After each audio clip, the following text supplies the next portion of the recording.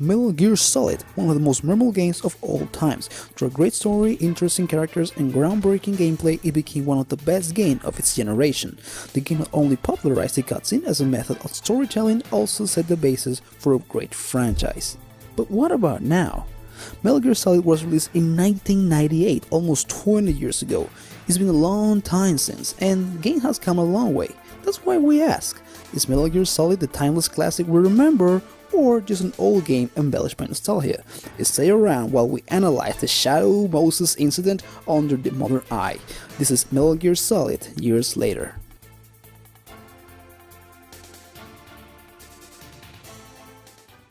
Let's get the most obvious part out of the way. The visuals are not up to standards, especially some character models. Take a good look. You won't get another chance for a while. You should wash your face too while you're at it. Lack of facial details make it impossible to create actual facial expressions. This led to the feeling that no matter what the characters are talking about, their reaction is always the same. On top of that, when a character talks, instead of lip movement, we get head bouncing, which is not that noticeable in cutscenes where movement and action is present, but when the character has just to stand and talk, the result can be pretty funny.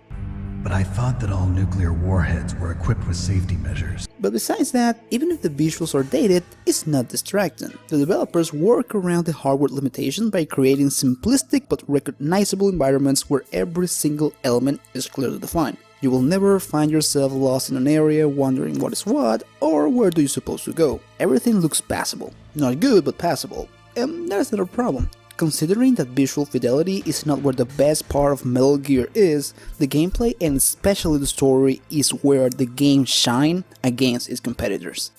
Metal Gear Solid is not actually the first game in the series, it's the third.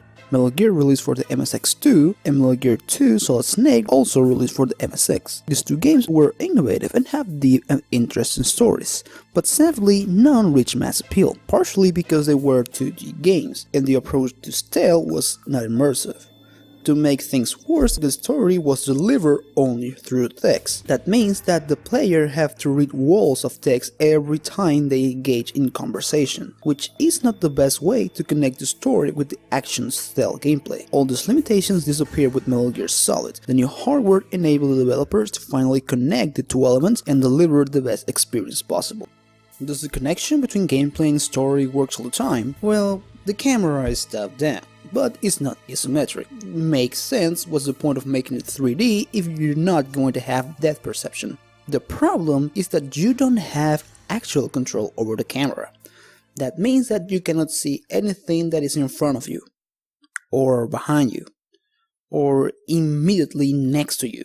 To get a wider view, you have three options. Looking at your radar, effective, but you have to keep changing your focus between the main game and the corner of the screen. The second option is you can change to first person view. It's not a good choice because you have to stand still in the same place, killing the pacing of the action and leaving you open to enemy attacks. The third option is just to press yourself against a wall and let the camera reposition itself. This is the best approach, but it has some problems. When the camera repositions itself, the controls doesn't change. This means that if you want to move left, you will obviously press left and the character will move to the right. This can cause a lot of accidents and unwanted confrontations against your enemies.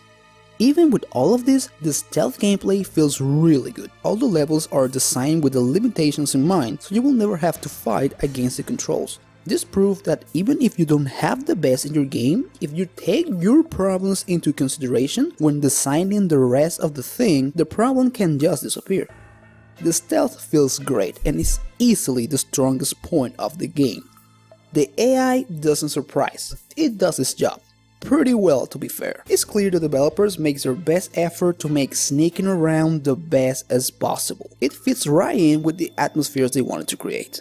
But where the control clash against the rest of the game is in combat. You're supposed to be Solid Snake, specialist in infiltration, so it makes no sense that precise aiming in this game is impossible. You can only aim in top-down view, so you cannot aim at a target that is far away, and even if they're close, you're going to miss anyway. You can try hand-to-hand combat, but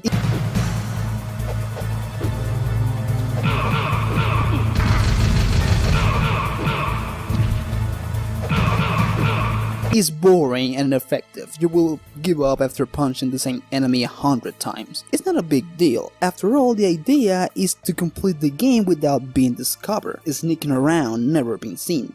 It's just a plus motivation to play stealthily to avoid the worst part of the gameplay.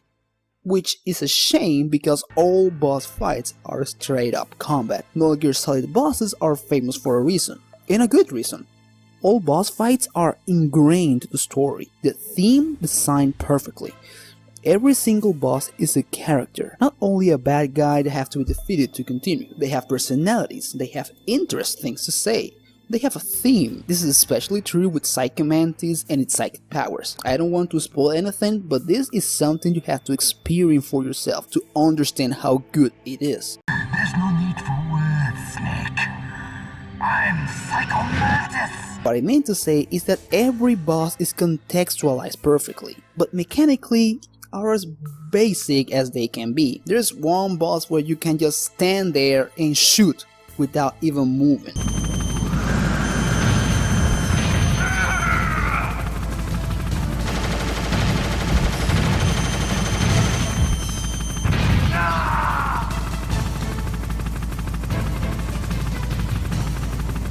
The developers knew the combat was slow, unprecise, and unpolished, so they designed the fights with that in mind, just to make them affordable. The result is just plain boring.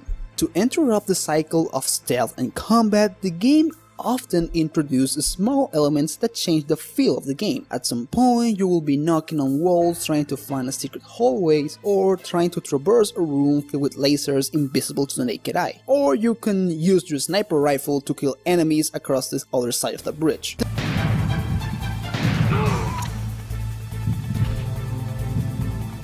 This moment really breaks the monotony and gives the game diversity enough to hold up pretty well. After all this time, the gameplay actually is really good. With so many modern games tagging stealth mechanic that have no depth, it's good to see a game that implements them as a core feature. On top, there are some elements that help you sneak around easily. You can distract your enemies using sound or using items like cardboard box. I will give more importance to those elements except they are never explained. You will end up discovering them by accident, which give the sense of discovery, but they're never properly introduced. Therefore, you can complete the whole game without ever using them. I want to give an honorable mention to the inventory system. This one is fast and easy to use. You can access all your weapons and items by just pressing one button, and they designed to map this to the right button so you will never have to remove your fingers for the actual control. That was a great design choice. The most important reason why Metal Gear Solid reached mass popularity was the story. The subject touched here has lost relevance over the years, but not importance. In this day, when the Cold War is just memory and nuclear disarmament is still a problem but not the problem that makes most of the news, it's easy to feel a little disconnect to the things the game is trying to present, especially for younger audiences. On top of that, the terrorist thing, taking, stealing a nuke's secret weapon has been done to death in the last few years, so the novelty have wore off. What set this game apart is the tone and scope it has. While others just focus in the military heroic of stopping the terrorists, this one takes a different angle. Solid Snake is a war veteran who has saved the war in the past, but instead of presenting him as a hero able to accomplish everything, they just presented as a soldier. With so many other modern games that present soldiers as ruthless kill machine, it's refreshing to see a game to portray soldiers as real humans who have to make really tough decisions. It's clever and actually gives you a little more depth into the thing. Of course, you can turn off your brain and just shoot everyone in the face, but you will be missing a big point why this game was so good. Another important question the game brings up to the table is about nuclear disarmament. I don't want to spoil anything and the game have good things to say about it, so I will let you just experience it by your own. Metal Gear Solid is really good and holds together with a writing that is on point most of the time. Others, well, Kojima have the need to remind you sometimes that he's Japanese, giving you maybe one of the most hilarious lines ever. It's like one of my Japanese animes. But considering how over the top he can be, I think he was somehow restrained this time. The voice acting is perfect and is one of the best, if not the best, I have ever seen. If you want to see how important is voice acting to immerse you in the experience, this game is the best example I can bring. I really want to congratulate everyone who works as an actor in this game. They really did a great job and deserve every single praise you can give them. The music does its job. It's not mind-blowing, but it's good.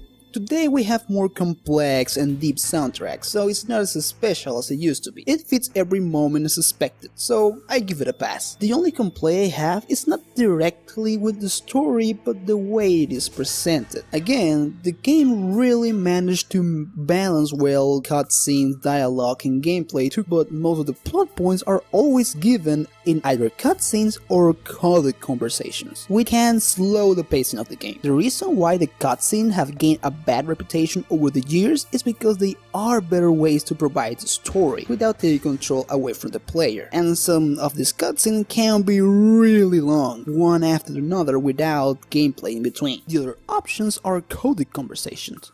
If the cutscenes slow the pacing, the codec just kills it. As you can see, it's just a black screen with people talking. No visuals, nothing, just people talking. It can be immersive in the context. Your only support is the people you can talk with through your communication system. But sometimes, especially where you are in the middle of an action scene or an action sequence, it's just stop the game altogether. I have a love-hate relationship with this system because even if it's slow the pacing of the game, every time they stop to talk, they have interesting things to say. There are better ways to convey narrative, of course, but I'm not that mad at this.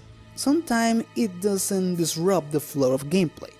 They go in and out organically, but other times really hurt it. There is a point in the middle of the game where you are taken to a cutscene.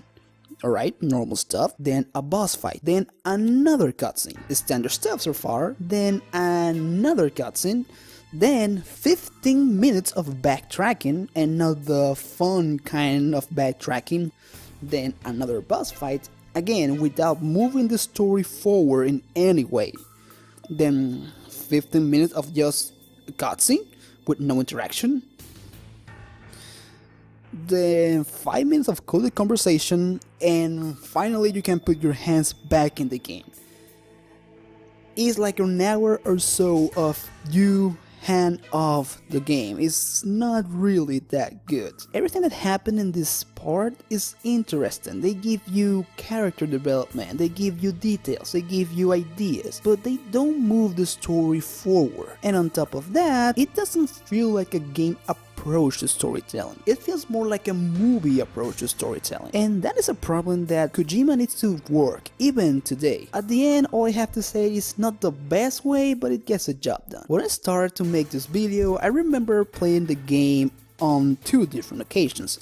When the game was released, and then again in 2013 with the Legacy Collection, and it was good. I was good both times. I remember having fun with it, but replaying it now with more attention and care to little details, I will say that after all this year, it's still a really good game. This is, in my opinion, the best work Kojima has done, at least in the writing department. It's badly dated at some points, but the good elements are just too many to care about the bad ones. The score it has, it's deserved, even by today's standards. If you have not played this game, go and play it. If you have some interest in the Metal Gear franchise, just go and play it. If you already played the game and are wondering if it's worth a second play, just go and play it. The game really holds its own, and I can say now, without a doubt, that Metal Gear Solid is a timeless classic.